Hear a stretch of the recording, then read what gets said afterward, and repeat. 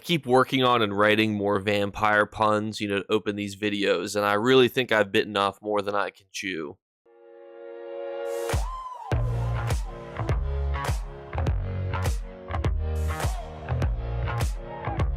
What's going on, YouTube? It is our Tuesday lunch break, and that means we're inside the Infinite Archive, inside of Apocrypha. This is a free-to-play zone, and do not forget the free coins on the table. These are actually variable. Last week we got 19, now we got 22. Now the first one is our Mythic Leads. Now this one actually comes from a dungeon. Now I'll admittedly say it's not a hard dungeon, but it will give you access to the Crypt of Hearts 2 Pearls of something lead here. And normally, this lead is okay. It's a good support lead, probably one that the majority of players don't need. But it is one of the ones that, is not super hard to get. So if you're like, Jake, I'm going to crank this one out. I would notably say, though, that safe boxes and the reach is probably going to be pretty tricky for you. But the dungeon ones will just require some attempt, public dungeons, and then delve bosses. The rest of them will be relatively easy. So if you're like, oh, want to go out and get this, mythic, probably good to do so. Skipping farming, an easy base game dungeon, probably not worth it unless you've got just tons of archival fortunes and you just have really bad RNG. However, one that is exceptionally painful to get would be the funnel cap paint, because this one actually only comes from Bastion Mimics, world event chest or bosses. So this one is a little bit of a sticky wicket. Now this one just gives you body markings though, so I mean, if this doesn't interest you, obviously don't worry about it, but I will say that Bastion Mimics are kind of like Harrow Storms in the sense that they're just not really farmed anymore, so it could be really painful to try to get something like this unless you have a group of people doing it. But overall, it's all right. Now, this next one is the Dummy Haas Mask. Now, this is untradeable, but it literally makes you look like a Minotaur. At least I'm pretty sure that's what that is. And if you were to then go and look at how much value this thing is, it's listed for 9 million and 4.8 million and 9 million currently on PC. And there's only 3 total listings. So overall, I would say that this is actually for 15,000 archival fortunes. It's giving you a style page that's worth a ton of money. Now, again, untradeable. So you're just kind of saving money, not necessarily being able to convert it to money.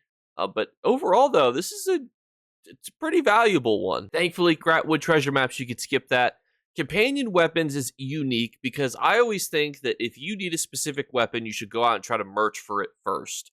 I'll give you a perfect example. I was recently, again, looking for a companion shield with defensive traits, and I found one for very cheap in purple quality. Now, last time I did that, there was one listed in the entirety of the game. I went to every guild trader. There was one.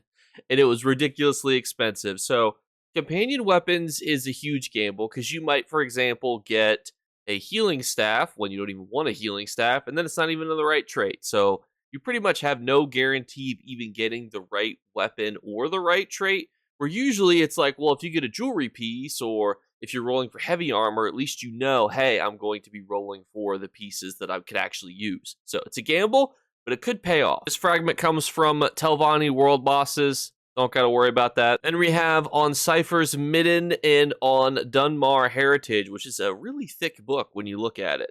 And then we have our scripts of Protection, Disease Damage, and Assassin's Misery. All of these, again, are decent. Protection can be great, even though you can get it from other places. Putting it on, some skills can be very helpful. Disease damage can be helpful to put on scripts.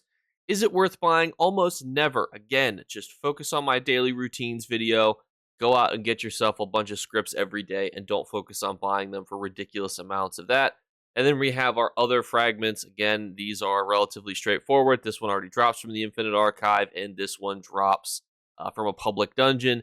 Your public dungeons pretty much just give you a free fragment every day. So just go to the public dungeon, get a free fragment, and just call it quits. And next up, inside the Scholarium, which is inside of Ivea, if you have completed your Indrake Wing, you are able to go and buy things from this merchant that are rotational. Again, the top, the grimoires, they're static. The second half of this is all changeable. Brittle, for example, pretty good. Now you get access to Brittle on a script. That's pretty good, and you can get it for just a few thousand gold. Yoink. Heroism. Also fantastic. Heroism is my favorite one for PvP, and it's also great for PvE too, because everybody wants to be able to give and have heroism. It lets you ult, which is great because ultings is good in pretty much all types of content. I love heroism. Knockback, a little more situational, but who doesn't love to knock people back? Class mastery, that's static, and gladiator's tenacity, also great. It can be used to give you extremely good damage reductions on your torch or your mage's guild contingency. These are all fantastic. This is the best Scholarium one yet, and the Scholarium is so nice because it only requires gold, which I love. I love that it does not make you have to use a ton of your own other currencies. Archival Fortunes, we're about to see Tel Var. So these are essential. I would grab these if you don't have these already, especially Heroism.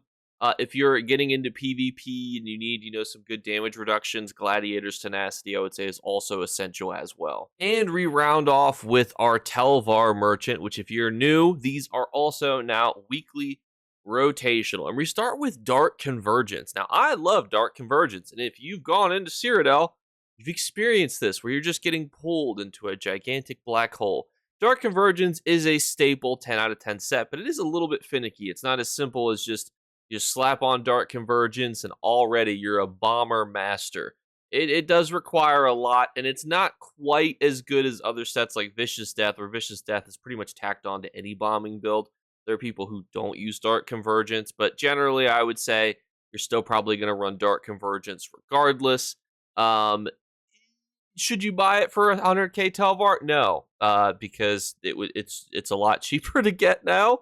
And it, like, honestly, what Zoss needs to do is just give you like a box that gives you like 3 pieces of jewelry, like the rings and the necklace for 100k Tel Var. Then it would be worth it.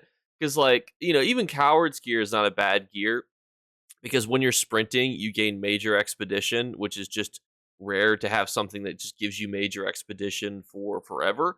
And it's just good. So, like, I use it on my farming builds, but like, why would you ever want to spend 100k Tel Var on gold Coward's gear? Even gold Dark Convergence, where you could just go buy it in purple, which there's tons of, and then just spend a few thousand gold to get the upgrade mats, and then wham bam, thank you ma'am, you now have gold Dark Convergence and you've saved tons of gold.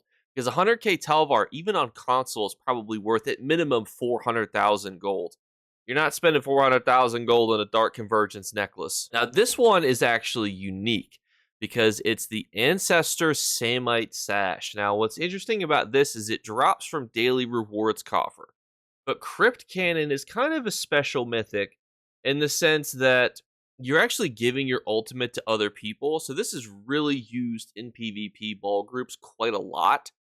You also have minor heroism at all times. And if you're a PvP player, you probably have 25,000 Tel Var, and you don't want to just sit and run and do, Wimbly Bimbly Telvanni reward daily. So this is actually really good money for value if you're trying to get into a ball group. I would say this is not a bad one to purchase. One that is, though, is the Fanged Cuirass. It literally just drops from public dungeon bosses. There's multiple of them. They're easy to kill in this zone. Not one that you need to focus on. Even Bloodlord's Embrace, it's a niche support mythic, one that you don't really need to focus on. Northern Elsewhere Treasure Maps is almost good. If Crafty Alfiq dropped with like some sort of like ancient blah blah blah motif that was like worth tons of money, then this would be great.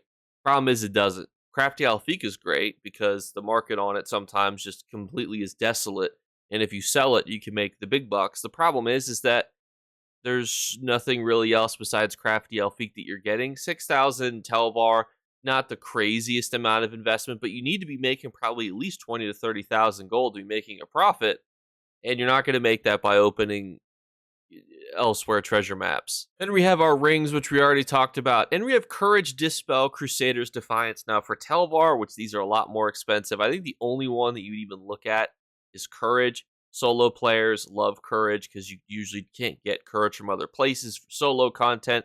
Gives you a big damage output increase. But overall, the rest of these, they're fine. Dispel is not like a slap in the face. And Crusader's Defiance is obviously not a slap in the face, but for how much you have to pay for them, Bit of a slap in the face. And then we finally finish off with the fragment of the Fate Eater. Now, this one will give you access to a really cool Force Shock skill style. Looks actually really cool. And the Fate Eater one is located inside of Westweld. Now, I will warn you that if you want to go down this rabbit hole of getting this, you're going to have to go through a trial, a dungeon, another dungeon, a world boss, a public dungeon, and a delve. So it's not just like something you can easily do in an afternoon. So overall, it does look really cool. You can see here is a graphic of it. So I think it's awesome. So if you're like, man, Jake, that looks really dope, then yeah, like go ahead and get it. And oftentimes, for whatever reason, this Tel Var vendor really seems to drop this one specifically. So at some point, I'm sure we'll see the trial one. But overall, still a great one to look at. But everyone, thank you guys so much again for watching. As always, we are doing our 3 giveaway drawings. Please just like the video and leave a comment below. Second thing is just make sure you're subscribed. We're like 20 subscribers away from our next goal, which is crazy. So thank you guys. And the third thing is look for a hidden word be flashed upon the screen. For the first person to find and comment that word, you will win. Thank you guys one last time because I'm about to head back out here from my lunch break. Got my chicken nuggets in the air fryer ready to go so I can head back out into the world and head to go see a hooligan at a hospital. So this is always the highlight of my day. So thank you guys for being the highlight, and I'll catch you later. Bye, guys. You better remember to like and subscribe to Jakeclips. Or you should. I might have to pluck your eyes if you don't. Or, better yet, I'll skip rope with your entrails. Do it now. Subscribe. Ta-ta. Off with you.